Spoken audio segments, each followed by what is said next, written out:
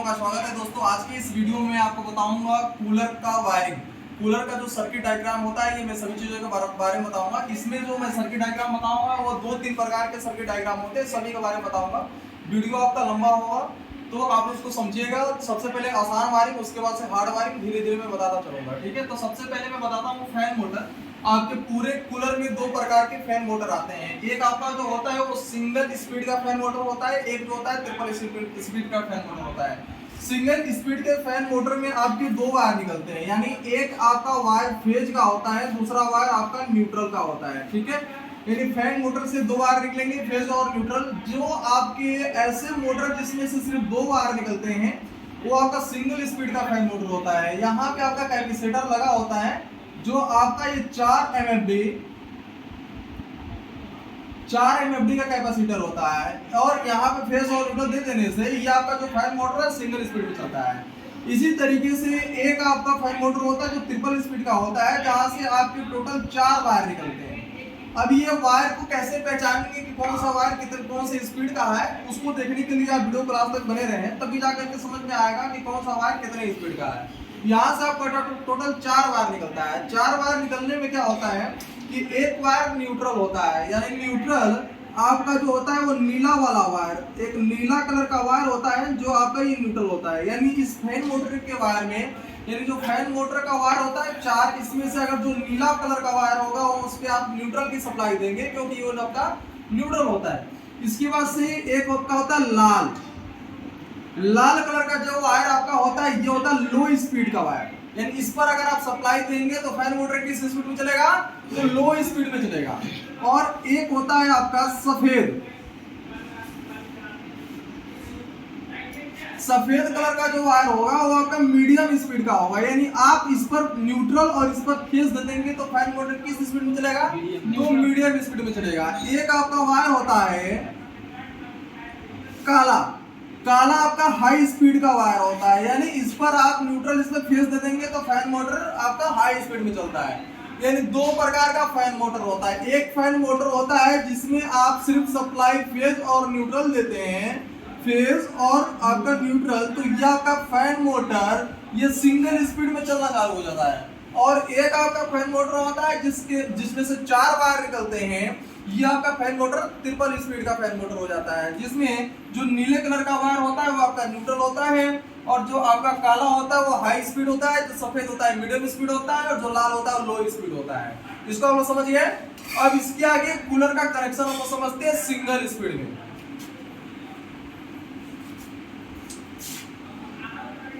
Single speed में क्या होता है कि इसके अंदर से 2 वायर निकलते हैं। एक आपका जो होता है काले कलर का वायर निकलता है, और एक आपका जो होता है वो लाल कलर का वायर निकलता है। वायर इधर उधर बदल भी सकता है, उसे घुमाने की जरूरत नहीं है। एक बार आप न्यूट्रल दे देंगे और दूसरे पर आप अपना फेज दे देंगे, तो इस पर न्यूट्रल और इस पर फेज देना है। ये कैसे दिया जाता है उसको समझ लिया जाता है। इसके लिए आपका एक पंप मोटर होता है। पंप मोटर का काम ये होता है कि आपके कूलर में जो पानी गिरता है उस पानी को गिराने का काम आपका पंप मोटर करता है। इसी को हम लोग बोलते हैं पीएम, यानी पंप मोटर, ठीक है। ये आपका पंप मोटर हो गया, ये आपका फैन मोटर हो गया। ठीक इसी प्रकार से एक एसएम होता है, यानी एसएम का काम होता है हवा की दिशा को निर्धारित करना, यानी स्विंग मोटर। आपने देखा होगा कूलर जो कभी काल इधर हवा देता है, कभी काल इधर हवा देता है, वो काम आपका स्विंग मोटर ही करता है। यानी हवा की दिशा को निर्धारित करने का काम आपका स्विंग मोटर करता है। अब क्या हुआ है, स्विंग मोटर, फैन मोटर और पंप मोटर, यानी कूलर में टोटल 3 मोटर लगे होते हैं। एक आपका स्विंग मोटर, एक फैन मोटर और एक पंप मोटर। अब इसका कनेक्शन कैसे करते हैं इसको समझने के लिए आप ध्यान से समझिएगा। इसमें आपके 2 प्रकार से वायरिंग की जा सकती है। एक आपका स्विच से होता है और एक आपका रोटरी स्विच से होता है। स्विच और रोटरी स्विच में क्या अंतर होता है कि स्विच को आपको दबाना पड़ता है। जैसे कि ये आपका स्विच है और स्विच को दबाएंगे तो सप्लाई यहाँ से आउटपुट होती है, यानी इसके अंदर ये आपका कौन सा वायर है, इनपुट, और ये आपका आउटपुट। यानी स्विच में इस प्रकार से काम होता है, जबकि रोटरी स्विच में यहाँ पर रोटरी स्विच होता है, जो आपने देखा होगा अपने स्टेबलाइजर में लगा होता है जो वोल्टेज को कम या ज्यादा घुमा घुमा करके किया जाता है। इसके अंदर क्या होता है कि एक पॉइंट कॉमन होता है, ये वाला पॉइंट अपना क्या हो गया कॉमन। कॉमन पे अगर मैं फेस देता हूं और ये कॉमन जिस पॉइंट से टच करेगा वहां से सप्लाई को निकालना चालू कर देता है। अगर हम रोटरी स्विच को इस पर घुमाएंगे तो यहाँ सप्लाई निकालेगा, अगर इस पर घुमाएंगे तो यहाँ सप्लाई निकालेगा, अगर इस पर घुमा देंगे तो यहाँ सप्लाई निकाल देगा। यानी अपने रोटरी स्विच को जिधर घुमाएंगे उधर से सप्लाई को निकालना चालू कर देगा। तो हम लोग क्या करते हैं, सबसे पहले स्विच से कनेक्शन सीखते हैं, उसके बाद से रोटरी स्विच से सीखेंगे। तो ये आपका स्विच हो गया। अब इसके बाद से ये तो मेरा एक फैन मोटर के लिए हो गया, एक स्विंग मोटर के लिए हो गया, एक पंप मोटर के लिए। इसके अंदर मैं टोटल कितना स्विच लगाऊंगा, 3। स्विच नंबर 1, स्विच नंबर 2 और इसी प्रकार से स्विच नंबर 3। अब इसमें क्या करेंगे कि जो आपका न्यूट्रल वायर होगा, ठीक है, ये आपका न्यूट्रल, ये न्यूट्रल ले लेंगे, किसको दे देंगे, स्विंग मोटर को, और यहीं से ना हो तो न्यूट्रल निकाल करके दे देना है किसको, फैन मोटर को, ठीक है। यानी फैन मोटर को न्यूट्रल दे देंगे और यही न्यूट्रल निकाल करके आप दे देंगे अपने पंप मोटर को, ठीक है। यानी ये न्यूट्रल सप्लाई स्विंग मोटर को भी जाएगी, फैन मोटर को भी जाएगी और पंप मोटर की भी जाएगी। चाहे आप चाहे तो यही से तीनों तार को जोड़ सकते हैं या फिर आप हर एक जगह पे ला करके जोड़ सकते हैं। तो आपकी इच्छा है, अपने सुविधा अनुसार कहीं से भी वायर को जोड़ सकते हैं। न्यूट्रल सप्लाई सब पॉइंटों को देना कंपल्सरी होता है। कुछ जगहों पे आपके इंडिकेटर भी लगे होते हैं, तो चलिए इसमें मैं इंडिकेटर को भी इंक्लूड कर देता हूँ। इंडिकेटर यानी इसके अंदर लाल बत्ती जलता है इस प्रकार का।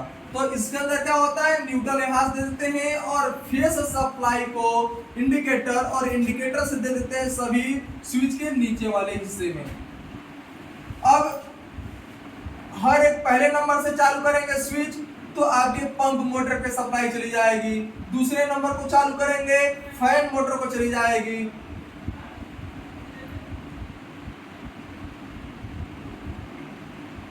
फैन मोटर को चली गई, और तीसरे नंबर को चालू करते हैं तो ये स्विंग मोटर को चली गई। इस तरीके से जब हम इस स्विच को चालू करेंगे तो आपका पंप मोटर चालू चलेगा, और इस स्विच को चालू करेंगे तो फैन मोटर चालू चलेगा, और इस स्विच को चालू करेंगे तो स्विंग मोटर चलेगा।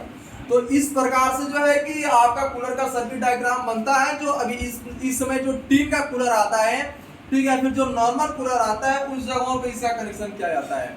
इसमें आपका अगर ये स्विच आपका बदल गया मोटर, तो जब मोटर बदल जाएगा तो यहाँ पर आपका रोटरी स्विच बदल जाएगा। मोटर बदलने का मतलब कि 3 स्पीड का मोटर आ गया। तो अगर 3 स्पीड का मोटर आ जाता है तो यहाँ पर इसका कनेक्शन भी बदल जाता है। वो किस प्रकार से होगा उसका मैं नेक्स्ट वीडियो में बता करके कनेक्शन दिखाऊंगा।